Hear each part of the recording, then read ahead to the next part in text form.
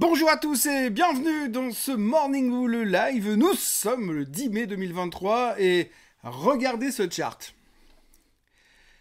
Ce chart, c'est l'image même de la confiance totale que les Américains ont en leur gouvernement et en leur dette de gouvernement, puisque c'est le CDS à 5 ans sur la dette américaine et ça ne fait que monter. Vous voyez qu'on est quasiment au même niveau qu'au cœur de la crise des subprimes à l'époque, donc on voit que tout va bien et que la confiance est à son top et c'est un petit peu l'articulation centrale de ce qui s'est passé hier soir dans les marchés financiers aux États-Unis, parce que la seule chose qui nous intéresse soudainement, c'est le plafond de la dette. Alors, vous me direz pas le contraire, ça fait des semaines et des semaines qu'on en parle ici et que pour l'instant, tout d'un coup, on se réveille, oh mon Dieu, le plafond de la dette, ça existe et on n'a encore rien réglé. Mais que va-t-on faire ?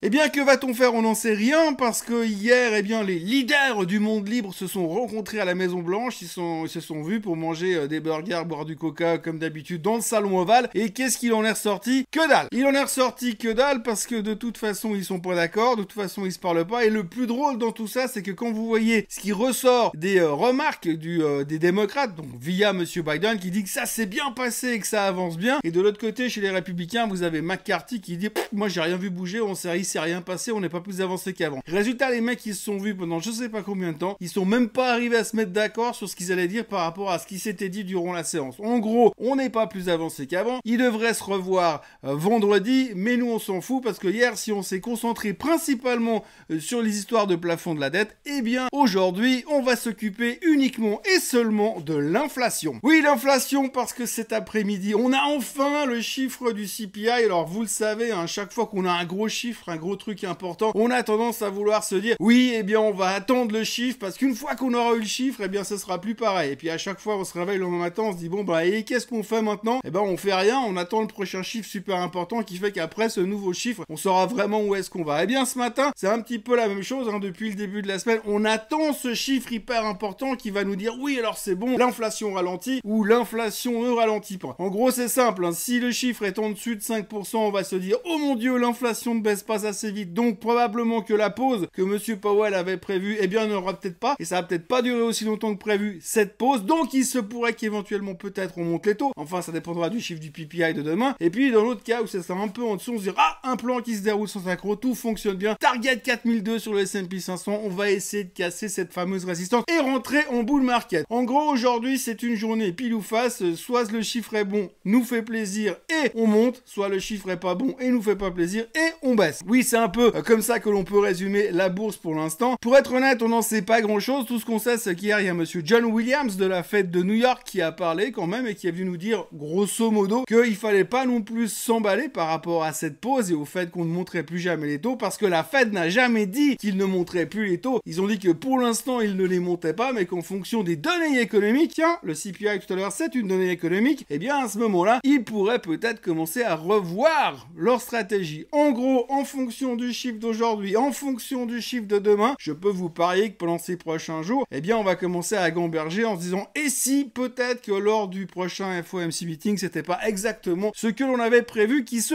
passerait. Bref, de toute façon, pour l'instant, on brasse de l'air, on peut raconter ce qu'on veut, on parle beaucoup du plafond de la dette, mais on sait pas du tout où est-ce qu'on va. Ils vont se rencontrer de nouveau vendredi, donc en attendant, on va se contenter et se concentrer sur uniquement les chiffres du CPI, de l'inflation. Ouh, attention, sans oublier bien sûr qu'il y a aussi les chiffres de l'inflation en Allemagne ce matin qui sortiront, mais ça on connaît un peu l'histoire, hein. L'inflation en Allemagne, elle reste haute, la BCE, elle continue à monter les taux, mais c'est un autre sujet. Et puis ce soir, on aura Thomas Jordan de la BNS qui va probablement parler, nous changer le monde encore une fois, peut-être annoncer la fusion de la Raiffeisen avec le Crédit Suisse et l'UBS, on ne sait pas encore. Mais en tous les cas, il y aura un petit peu d'activité, on espère, parce que pour l'instant, c'est méga soporifique. Il faut quand même se souvenir qu'il y a 6 semaines en arrière, il y avait des trafics de fous sur les médias sociaux, tout le monde était à fond dans la finance, on se concentrait à mort sur les banques, c'était génial, il y avait que ça, tout le monde s'intéressait à la banque, à la finance et tout ce qui était podcast et vidéos sur les bourses mondiales, et puis là, en 6 semaines, c'est les vacances, il n'y a plus personne, tout le monde s'en fout, et c'est vrai que c'est pas super intéressant depuis quelques jours, pourtant il se passe quand même 2-3 trucs, hein. Il faut quand même noter qu'il y a pas mal de publications de résultats, ça on oublie un tout petit peu d'en parler en ce moment, mais c'est très très calme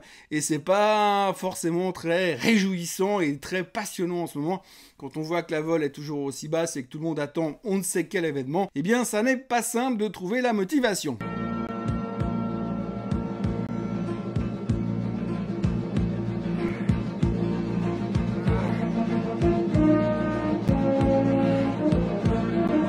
Ça n'est pas simple de trouver la motivation, mais bon, on va quand même essayer de raconter 2-3 petites histoires assez intéressantes. Il faudra noter un petit détail, hein, c'est vraiment un détail. Aujourd'hui, vous savez qu'on est en pleine crise des banques encore, même si ça va beaucoup mieux et que tout le monde est en train de dire oui, il faut se calmer, c'est génial le système bancaire. Eh bien, on a quand même noté que en comparaison sur le trimestre 2022 et le trimestre 2023, le Q1 2022 et le Q1 2023, eh bien, les bénéfices, les earnings des banques ont explosé de 33%. Alors, ils sont en pleine catastrophe, ils sont en train de nous monter un crédit crunch parce qu'on voit qu'il y a de plus en plus, enfin de moins en moins de banques qui sont enclins à prêter de l'argent, c'est-à-dire qu'ils sont toujours prêts à prêter de l'argent, mais ils demandent toujours plus de conditions. Hein. Donc si vous avez un job, ça serait bien si vous en aviez deux. Si vous avez 55 ans, ça serait mieux d'en avoir 45. Donc ils sont en train de resserrer les conditions. Alors on dit toujours dans le monde bancaire, oui mais tu sais, un banquier c'est un type, il te prête un parapluie quand il fait beau et puis il te le reprend quand il pleut. C'est un peu la citation bateau que tout le monde connaît, puis au bout d'un moment c'est même pas drôle. Mais là, c'est quand même un tout petit peu vrai. Mais néanmoins, c'est pas grave parce que, eh bien, les banques sont dans une panade totale, ils arrêtent de prêter de l'argent, ils se lancent dans un crédit de crunch, donc soit ils montent très haut les taux, soit ils évitent de prêter de l'argent, donc ils vont pousser les gens à ne plus pouvoir forcément investir et donc ralentir un peu l'économie, parce que chacun pour soi à ce moment-là. Et puis de l'autre côté, eh bien, le résultat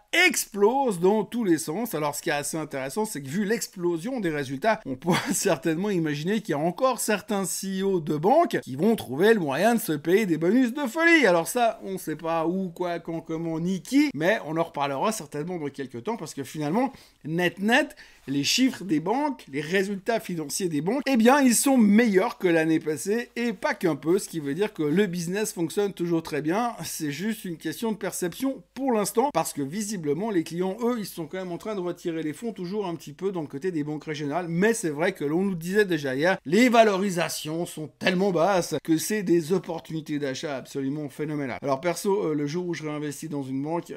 Et puis autrement, trêve de parler macro, parlons quand même résultats trimestriels. Alors il n'y a pas eu des choses extraordinaires, si ce n'est qu'on peut constater que dans le business des voitures électriques, c'est pas l'euphorie. Alors Rivian a plutôt surpris dans la bonne direction et remontait de 6%. Et Nikola a complètement foiré ses résultats. Fisker a raté ses résultats également. Donc c'est pas l'euphorie au niveau des voitures électriques.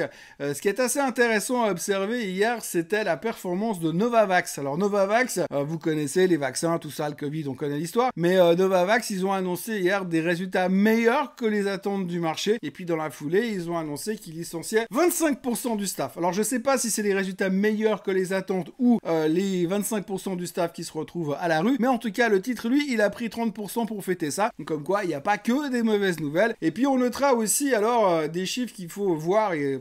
avec un œil un peu décalé, c'est Airbnb. Airbnb a publié des chiffres avec des réservations records en termes de nombre de nuitées. Donc c'est super positif et on voit quand même que les gens réservent, ils sont quand même prêts à bouger et partir en vacances. Donc ça, c'est quelque part une bonne nouvelle. Donc chiffre de réservation record sur le trimestre chez Airbnb. Mais malheureusement, c'était en dessous des attentes des analystes. Alors vous avez des gars qui fabriquent, qui créent des boîtes qu'on appelle des entrepreneurs. Ils ont créé des sociétés, construit des sociétés, réfléchi à un business plan, à tort ou à raison, c'est bien, c'est pas bien, on n'est pas là pour juger, mais ce qu'il faut reconnaître de l'autre côté, c'est que finalement vous avez des analystes qui eux n'ont rien fait, si ce n'est être assis le cul sur leur chaise avec leur souris et leur spreadsheet Excel, pour qu'ils viennent nous dire oui mais nous on s'attendait à des meilleures réservations que ça, donc c'est décevant. Donc Airbnb déçoit parce que finalement ils ont battu leur propre record, mais ils ont pas matché les attentes de ces messieurs les analystes, donc première déception, et puis deuxième déception, alors là grosse erreur stratégique, le management de Airbnb n'a rien trouvé de mieux que dire « Ouh, attention, le prochain trimestre, ça sera pas facile ». Résultat, le marché a pas trop aimé. Hier soir, after close, le titre perdait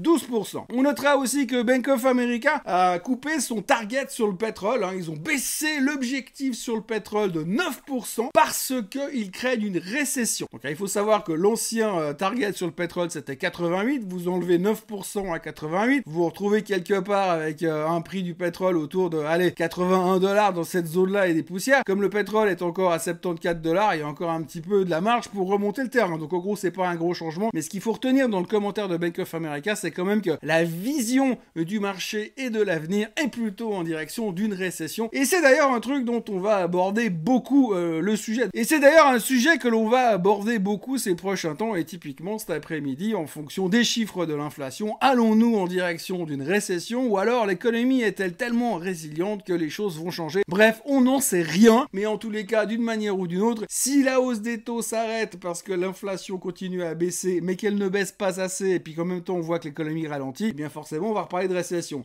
Et puis en plus, jusqu'à preuve du contraire, on n'a toujours pas trouvé d'accord sur le plafond de la dette, donc ça peut générer un stress supplémentaire. Et si l'on ne trouve pas d'accord sur le plafond de la dette, quelque part c'est encore assez normal, parce qu'on sait tous que la date butoir annoncée par Madame Yellen, c'est le 1er juin, et comme entre le 1er juin et aujourd'hui, il reste encore 21 jours, on sait très bien que ce genre d'événement, ce genre d'accord sur le plafond de la dette, il se trouve généralement dans les 48 dernières heures. Donc le suspense est à son comble, on a encore largement le temps de brasser de l'air ces prochaines semaines, et pour l'instant, c'est tout ce qu'il y avait à dire aujourd'hui. Voilà, n'oubliez pas de vous abonner à la chaîne Suisse Côte en français, de liker cette vidéo, et je sais que le trafic est en baisse parce que tout le monde s'en fout de la finance pour l'instant, mais vous inquiétez pas, ça va revenir. Moi je vous retrouve comme d'habitude demain matin pour un nouveau Morning Bull Live. D'ici là, passez une excellente journée, soyez forts, et puis essayez de vous accrocher à vos parapluies.